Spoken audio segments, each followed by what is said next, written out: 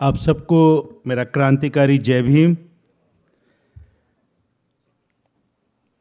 आज मैं आपके सामने एक बहुत महत्वपूर्ण मुद्दे के ऊपर बात करने के लिए आया हूं, सामाजिक न्याय और सबको साथ लेकर चलने की ज़रूरत।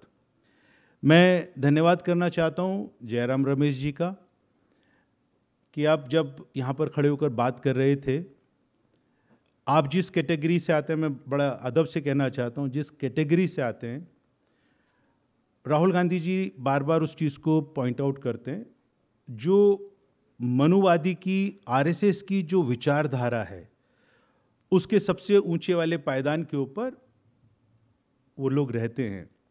और सबसे ज़्यादा अगर सदियों से मैं बात कहूँ 3000 साल पहले से, तो ऐसा जानकारी मिलती है कि सबसे ज़्यादा अत्याचार मानसिक रूप से, शारीरिक रूप से, सामाजिक रूप से, धार्मिक रूप से उस समुदाय के लोगों को सहना पड़ा जो वंचित, शोषित, पीड़ित रहे। और उसके पीछे आज जब आप यहाँ पर खड़े होकर बात कर रहे थे सोशल जस्टिस की, सामाजिक न्याय की, तो ये कांग्रेस पार्टी का एक नया चेहरा देखने को मिल रहा है। और मैं इसके लिए धन्यवाद करना चाहता हूँ राहुल गांधी जी का।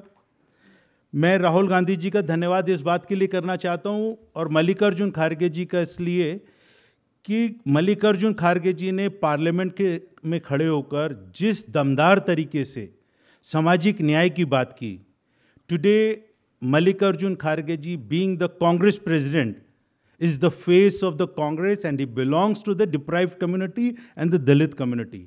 तो एक कांग्रेस पार्टी का एक वो चेहरा नजर आता है कि जो बिल्कुल आखिरी पंक्ति में खड़ा हुआ व्यक्ति है, वो कांग्रेस पार्टी के शीर्ष नेतृत्व को संभाल सकता है।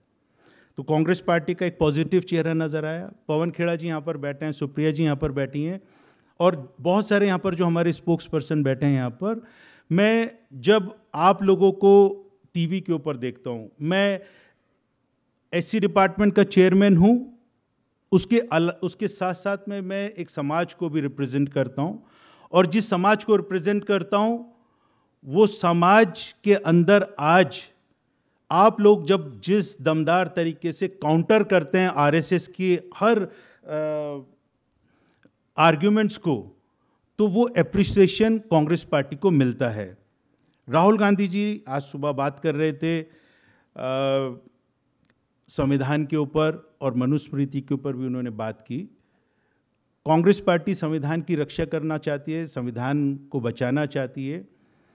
कांग्रेस पार्टी संविधान को बचाना इसलिए चाहती है क्योंकि संविधान के अंदर समानता की बात करते हैं और दूसरी तरफ आरएसएस, बीजेपी उस चीज़ के इसलिए विरोध में है क्योंकि वो समरसता की बात करते हैं। तो हमारे को फ़र्क थोड़ा सा समझना ये है कि समानता में और समरसता में, बीजेपी की समरसता में क्या फ़र्क है। जो समानता की हम बात करते हैं, जो समरसता की बात करते हैं, वो कभी कास्ट सेंसस के फेवर की बात नहीं कर सकते और वो लोग विरोध करते रहे।